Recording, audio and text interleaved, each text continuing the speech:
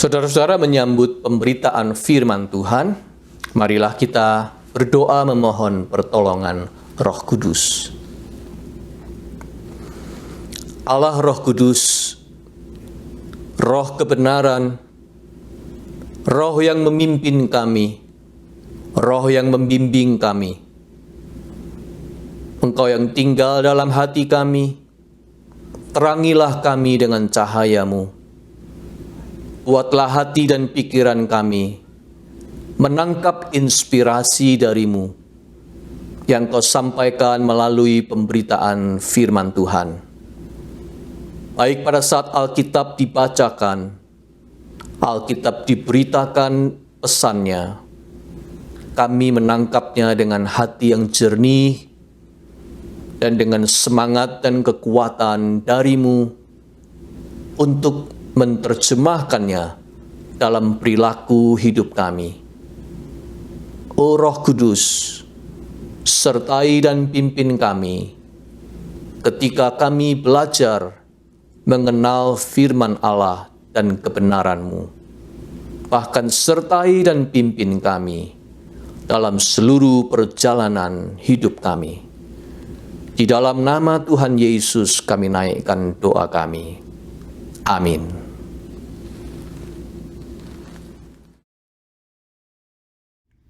Pembacaan Alkitab diambil dari kitab Keluaran pasal 13 ayat 17 hingga 22. Setelah Firaun membiarkan bangsa itu pergi, Allah tidak menuntun mereka melalui jalan ke negeri orang Filistin, walaupun jalan ini yang paling dekat. Sebab firman Allah, jangan-jangan bangsa itu menyesal apabila mereka menghadapi peperangan, sehingga mereka kembali ke Mesir. Tetapi Allah menuntun bangsa itu berputar melalui jalan di padang gurun menuju ke Laut Teberau. Dengan siap sedia berperang berjalanlah orang Israel dari tanah Mesir. Musa membawa tulang-tulang Yusuf, sebab tadinya Yusuf telah menyuruh anak-anak Israel bersumpah dengan sungguh-sungguh, Allah tentu akan mengindahkan kamu, maka kamu harus membawa tulang-tulangku dari sini. Demikianlah mereka berangkat dari Sukot dan berkemah di Etam, di tepi padang gurun.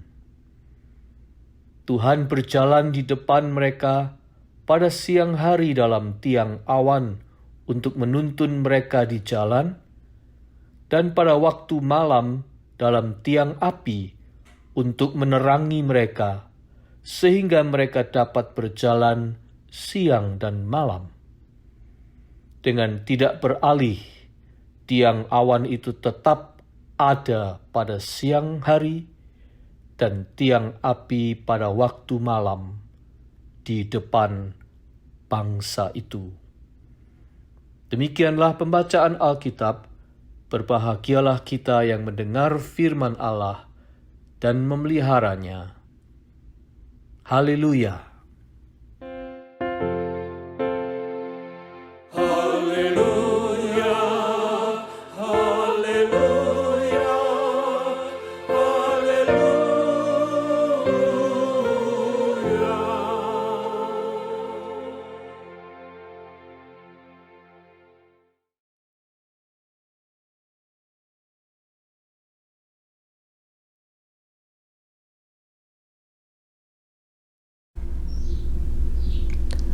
Melewati jalan berputar. Itulah tema khotbah pada hari ini.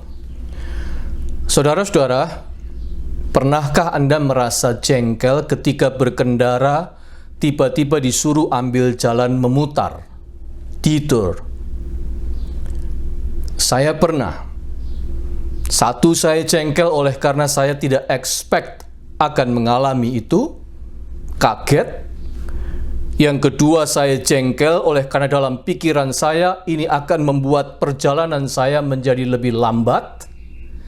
Dan yang ketiga, saya jengkel oleh karena saya harus melewati jalan-jalan yang belum saya kenali, jalan-jalan yang tidak biasa saya lewati. Padahal pengatur jalan tahu bahwa menempuh jalan alternatif berputar itu lebih baik. Sebab pasti ada sebabnya. Ada suatu penghalang di depan sana. Tetapi saya tidak tahu. Saya jengkel, harus mengambil jalan memutar. Ketika keluar dari tanah Mesir, negeri perbudakan, menuju ke tanah Kanaan, tanah terjanji, the promised land, bangsa Israel pun disuruh Tuhan untuk melewati jalan memutar, detour. Pada waktu itu sebenarnya ada 3 raut yang bisa mereka lalui. Tetapi Tuhan memilih raut yang paling jauh, yaitu ke arah tenggara, yang kemudian harus melewati jalan berputar, seperti yang disebut di ayat 18, yaitu jalan melewati padang gurun. Dan itu bukan main-main. Nanti kenyataannya memang menjadi perjalanan 40 tahun tersendiri, menghabiskan 1 generasi. Siapa sangka sebelumnya? Tidak ada yang expect begitu. Waktunya begitu panjang, jalannya sungguh asing, jalan padang gurun. Sungguh repot. Itu bukan pilihan yang enak, malah itu sebuah keharusan yang menjengkelkan. Tetapi begitulah kehidupan ini. Tidak sedikit jalan berputar harus kita lalui. Ada yang bentuknya cukup sederhana, yaitu ganjalan-ganjalan yang mengganggu. Seperti misalnya, pekerjaan kita sudah mau selesai, ada interupsi itu dan ini. Kita sudah siap merebahkan badan untuk tidur. Tiba-tiba ada pintu yang diketuk atau telepon yang berdering. Rasa kantuk pun hilang lagi. Atau kita sudah hampir sampai di tujuan, tahu-tahu teringat, oh ada sesuatu yang tertinggal dan kita harus mengambilnya. Atau kita sudah siap-siap berangkat untuk ikut tur, ternyata jatuh sakit. Atau rencana pernikahan sudah di ambang pintu, tiba-tiba pandemi COVID-19 sudah datang lebih dulu. Semuanya itu terasa menyebalkan. Tapi apa mau dikata? Banyak hal dalam hidup ini yang sepertinya harus dibatalkan, tertunda dulu, atau harus dijadwalkan kembali, atau bahkan diulangi lagi dari awal. Itulah jalan berputar yang menjengkelkan. Ada pula yang bentuknya adalah keharusan untuk kita menunggu. Betul-betul tidak bisa lain kecuali menunggu. Misalnya keinginan yang tidak segera terpenuhi, harus menunggu. Harapan yang belum juga kesampaian. Doa-doa yang belum kunjung terkabul. Kerinduan untuk bertemu yang masih harus dijadwal ulang lagi. Kapan bisa aktif kembali masuk bekerja tidak kunjung pasti. Harapan untuk bisa beribadah lagi di gedung gereja masih belum terwujud kembali. Banyak hal dalam kehidupan ini yang mengharuskan kita untuk menunggu. Apalagi sekarang, dalam situasi pandemi ini, kita dipaksa untuk menunggu banyak perkara. Pendeta-pendeta GKI di Indonesia beberapa membuat sebuah video berisi anjuran supaya jemaat jangan buru-buru untuk kembali beribadah di gedung gereja. Jangan buru-buru. Kondisinya belum kondusif. Kita tidak boleh egois. Vaksin belum ditemukan. Tidak ada yang menjamin kondisi sudah aman. Itu artinya kita memang masih harus menunggu. Ambil jalan berputar lebih lama lagi. Dan yang paling mengusik adalah kalau di tour itu, jalan berputar itu berbentuk keharusan untuk meninggalkan comfort zone kita atau zona nyaman kita. Ibaratnya kita harus berputar melewati jalan alternate yang baru, yang asing, yang belum pernah kita lalui. Bukan jalan biasa. Bukan kebiasaan yang selama ini kita jalani, bagaikan jalan alternatif padang gurun. Harus diakui, saudara-saudara, wabah coronavirus ini di satu sisi betul-betul memaksa kita untuk meninggalkan zona nyaman kita. Betapa tidak? Kita dibawa untuk melangkah di satu kondisi dengan banyak ketidakpastian yang harus benar-benar di-adjust. Kita harus belajar menghidupi kebiasaan-kebiasaan baru. Bahkan ditengarai, pandemi ini bakal menciptakan secara paksa datangnya era yang baru. Era yang tidak normal tetapi harus dijadikan normal, new normal atau new abnormal. Bahkan pandemi ini pula menciptakan sebuah generasi baru yang disebut generasi corona dengan ciri khas yang tersendiri, yang unik. Banyak hal serba baru yang harus kita hadapi.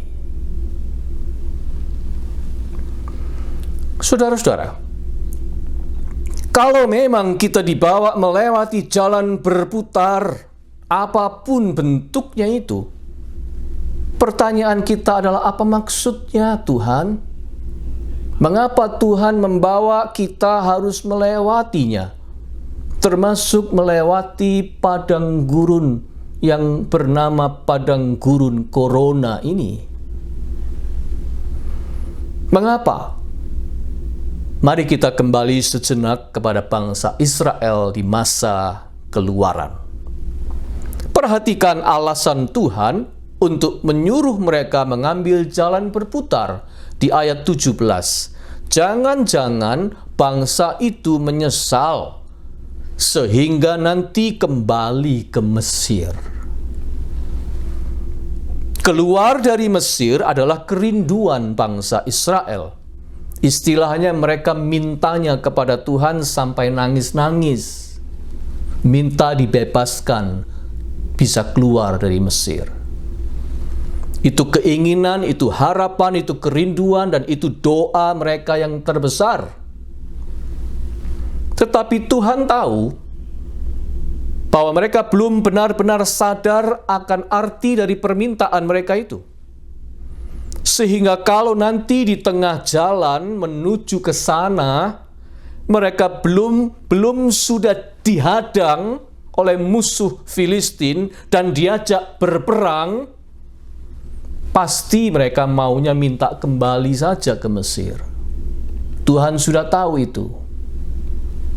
Artinya, kalau mereka diizinkan lewat jalan yang lurus dan pendek, maka dengan mudah pula mereka akan mundur teratur, minta kembali, putar balik saja kembali ke Mesir. Tuhan lebih memilih jalan berputar, detour, tapi tetap maju daripada melewati jalan yang lebih singkat, tetapi kemudian mundur dan berputar balik. Take a U-turn. Tuhan lebih memilih jalan berputar daripada umat Israel berputar balik.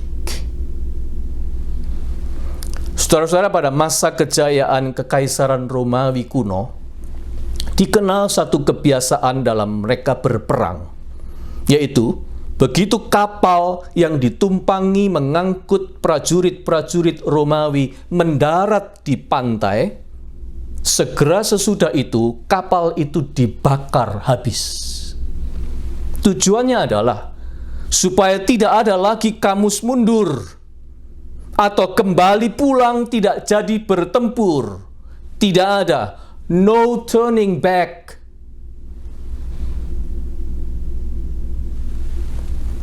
Dengan menyuruh bangsa Israel menempuh jalan berputar di padang gurun, Tuhan sebenarnya hendak berkata kepada mereka, no turning back.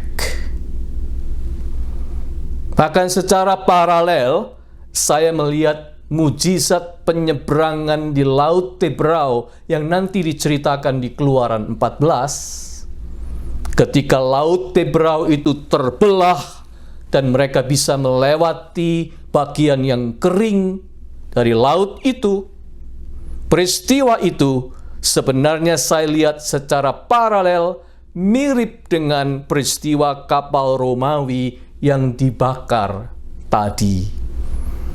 Sebab bangsa Israel akan menyeberangi dengan cara yang ajaib seperti itu cuma untuk kali itu.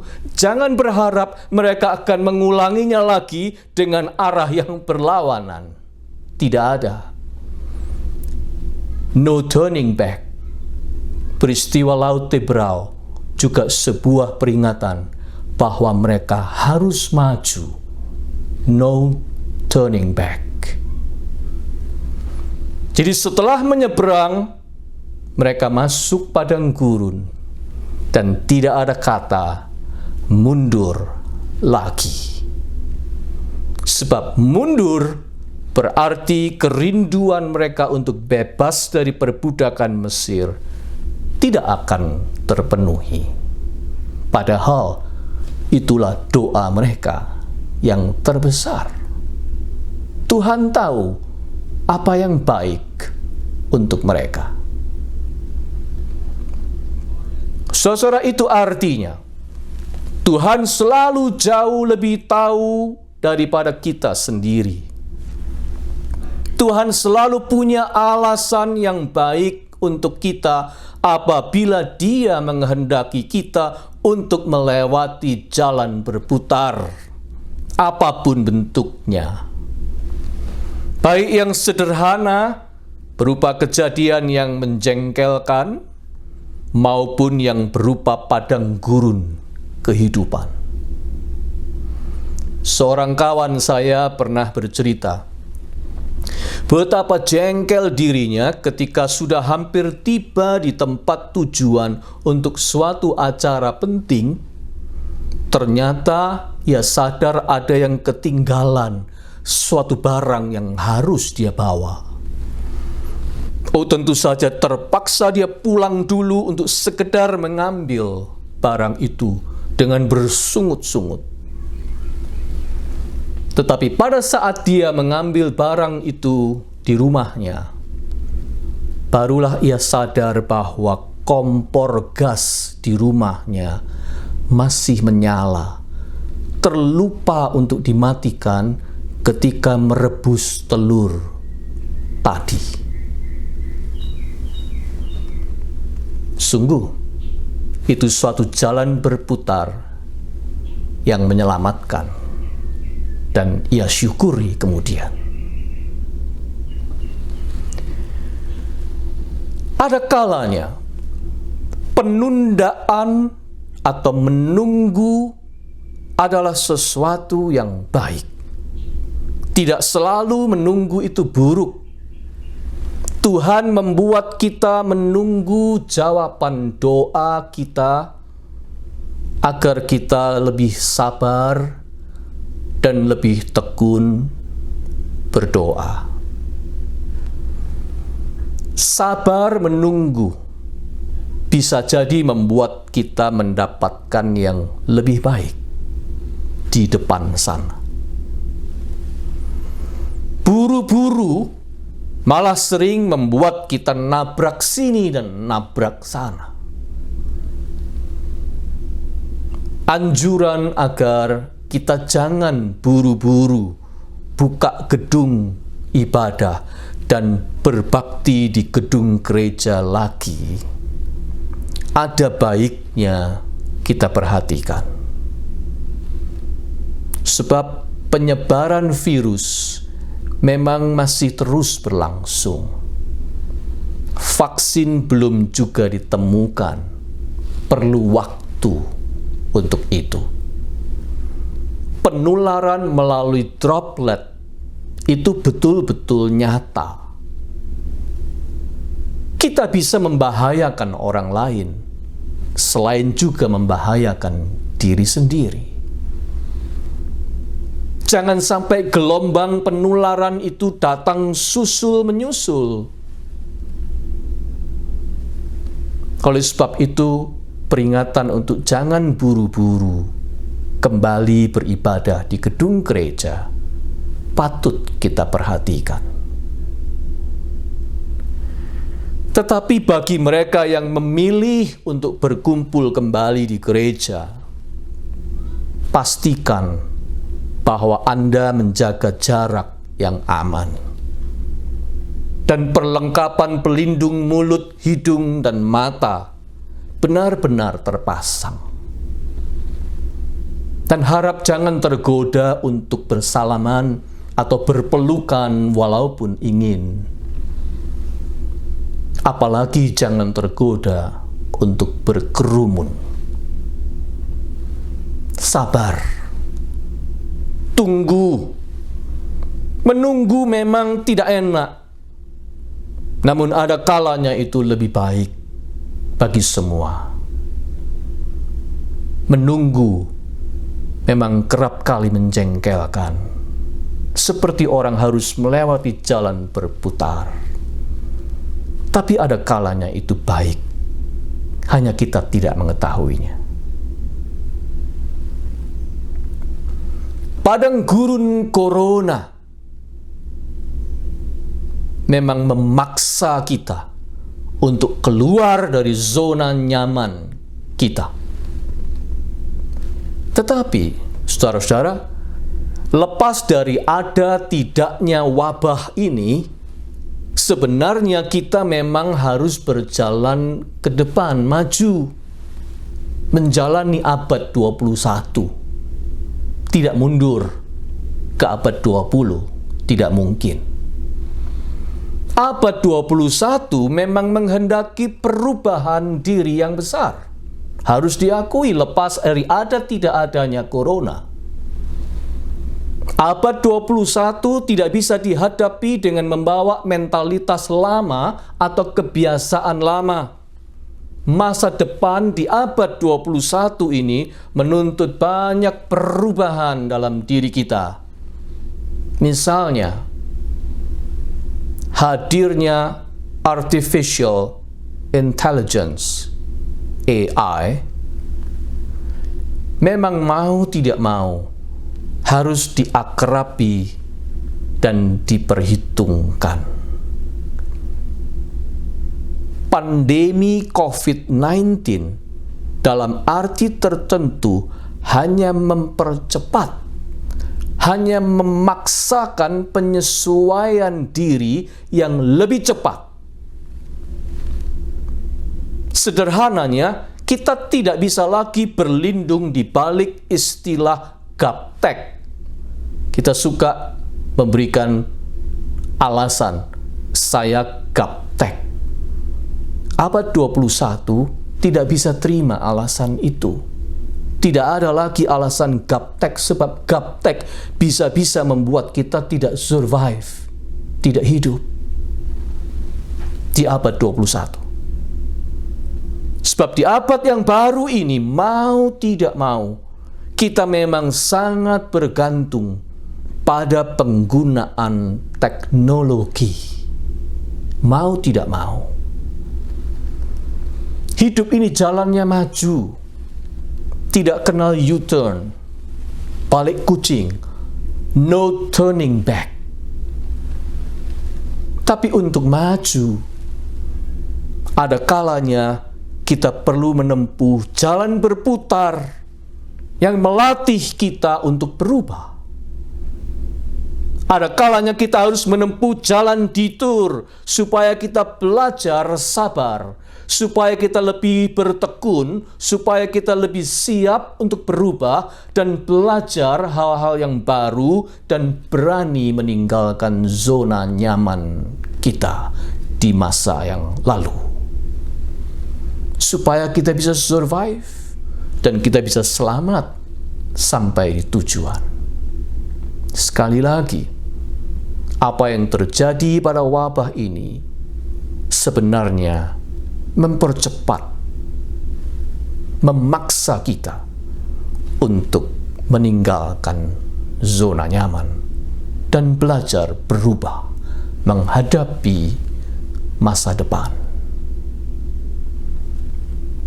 Saudara-saudara, pada akhirnya saya ingin berkata, umumnya jalan berputar memang tidak enak, menjengkelkan, karena kita tidak tahu apa maksudnya. Apalagi jika itu memakan waktu yang lama.